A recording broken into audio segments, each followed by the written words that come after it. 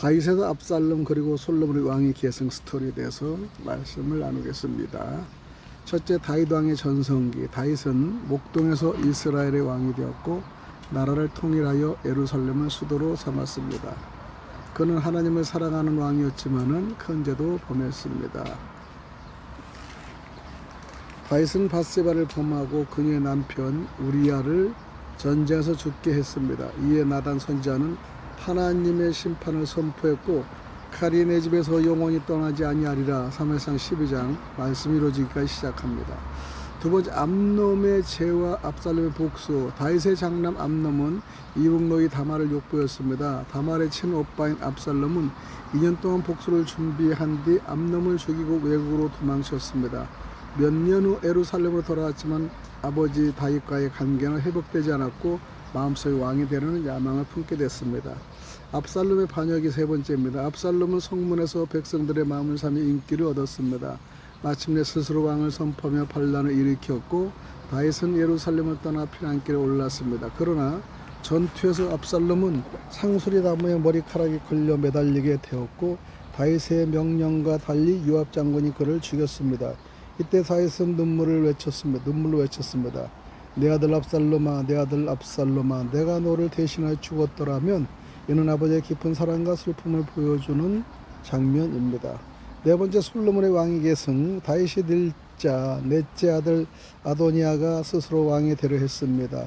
그러나 하나님께서는 이미 솔로몬을 후계자로 선택했습니다. 나단과 밧세바는 다윗에게 하나님의 약속을 상기시켰고 다윗은 솔로몬에게 기름을 부어 왕으로 세우도록 명령했습니다. 아도니아의 반란은 실패했고 솔로몬이 정식으로 왕위에 올랐습니다. 솔로몬의 통치. 솔로몬은 하나님께로부터 부귀보다 지혜를 구했고 하나님은 그에게 지혜와 함께 부와 명예도 더해 주셨습니다. 그는 예루살렘의 첫 번째 성전을 건축하여 하나님께 봉헌했습니다. 하지만 말년에 많은 이방 아내를 맞이하면서 우상 숭배에 빠졌고 결국 그의 죄로 인해 왕국은 다음 세대에 분열되는 씨앗이 되었습니다. 영적 교훈으로 말씀을 드리면은 다윗은 회개하는 왕이었지만은 제 결과는 가정에도 큰 상처를 남겼습니다. 압살롬은 외모와 능력이 뛰어났지만 교만과 권력욕 때문에 멸망했습니다. 솔로몬은 지혜롭게 시작했지만 끝까지 하나님께 순종하지 못했습니다.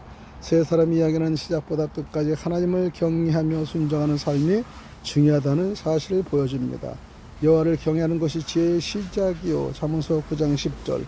압살롬의 반역은 사무엘상 13장과 18장인데요. 압살롬의 반역은 단순한 왕위 찬탈이 아니라 다윗의 제의에 대한 하나님의 징계와 동시에 하나님의 공의와 공률이 함께 나타난 사건입니다. 반역의 시작은 압살롬은 누이 타말이 암몬에게 능력당한 후 암논을 죽이고 도망쳤습니다. 몇 년 뒤 예루살렘을 돌아왔지만 다윗과의 관계는 완전히 회복되지 않았습니다. 그는 백성들의 마음을 얻기 위해 성문에 서서 재판을 받으러 오는 사람들에게 말했습니다. 왕에게는 너의 사정을 들어줄 사람이 없다. 내가 재판관이라면 너를 도와주겠다. 또 사람들에게 절을 받지 말고 직접 손을 잡고 입을 맞추며 겸손한 모습을 보였습니다. 그러나 이것은 백성을 얻기 위한 정치적 행동이었습니다. 성경은 압살롬이 이같이 하여 이스라엘 사람의 마음을 도둑질하느니라 기록합니다. 사무엘 하 15장 6절입니다. 두 번째는 왕을 자처합니다. 압살롬은 헤브론에서 스스로 왕이 되었다고 선포했습니다. 많은 백성과 다윗의 책사 아히도벨까지 압살롬 편에 섰습니다. 다윗은 예루살렘에서 전쟁을 벌이지 않고 백성을 보호하기 위해 성을 떠나 피난길에 올랐습니다. 세 번째, 하나님 섭리는 다윗은 하나님께 아히도멜의 지혜를 어리석게 해달라고 기도했습니다. 하나님 후세를 사용하여 아히도멜의 전략 대신 다른 전략이 채택되게 되었고 그 결과 압살롬은 결정적인 기회를 놓쳤습니다. 이는 하나님의 보이지 않는 섭리가 역사한 장면입니다. 세 번째, 압살롬의 최후는 전쟁 중 압살롬이 노새를 타고 숲을 지나가다가 긴 머리카락이 상수리나무에 걸려 공중에 매달렸습니다. 다윗은 내 아들 압살롬을 너그러이 대하라고 명령했지만은 요압은 창으로 압살롬을 죽였습니다. 반역은 끝났지만 다윗은 승리보다 아들의 죽음을 슬퍼했습니다. 내 아들 압살롬아, 내 아들 압살롬아, 차라리 내가 너를 대신하여 죽었더라면. 그렇게 많이 울었죠. 교만한 사람을 넘어뜨립니다. 압살롬은 자신의 외모에 인기를 빚다가 하나님보다 자신을 높였습니다. 죄는 가정의 공동체에 상처를 남깁니다. 다윗의 죄는 용서받았지만 그 여파는 가정 안에서 비극적으로 이어졌습니다. 하나님의 역사의 주권자이십니다. 하나님은 역사의 주권자이십니다. 사람의 계획이 아무리 치밀해도 하나님의 뜻을 이길 수는 없습니다. 다윗은 죄인 동시에 하나님의 마음을 품은 아버지였습니다.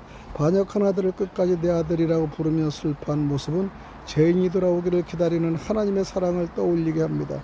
물론 다윗이 곧 하나님이라는 뜻은 아니지만 그의 사랑은 하나님의 국률을 비추는 한 장면으로 묵상할 수 있습니다.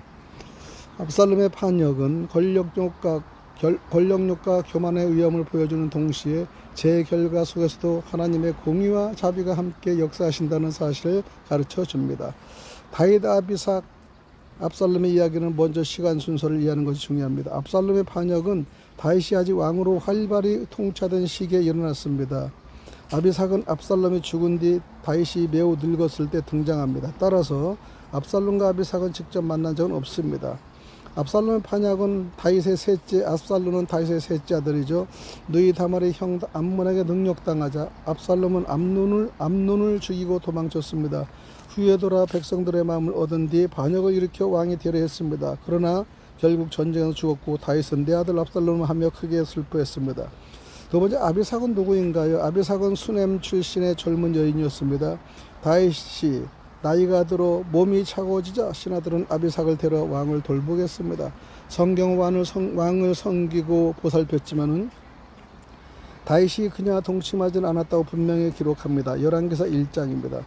세 번째, 아비삭과 왕계의 승. 다윗이 죽은 후 아도니아는 새 왕이 된 솔로몬의 어머니인 밧세바를 통해 아비삭을 아내로 달라고 요청했습니다. 이것은 단순한 결혼 청혼이 아니라 그 당시 왕의 추궁이나 왕실 여인과의 관계를 통해 왕권을 주장하는 정치적 의미로 받아들였습니다. 그래서 솔로몬은 아도니아가 다시 왕위를 노린다고 판단했고 결국 그를 처형했습니다. 압살롬은 교만과 야망이 얼마나 큰 파멸을 가져오는지를 보여줍니다. 아비삭은 하나님의 계획 속에서 왕에게 승의 중요한 전환점에 등장한 인물입니다. 다윗은 말년에 연약했지만 하나님께서 약속하신 대로 결국 솔로몬이 왕위를 이어받게 하셨습니다. 이 세 이야기는 인간의 욕망은 왕권을 흔들지만 하나님의 약속은 끝내 이루어진다는 사실을 보여줍니다.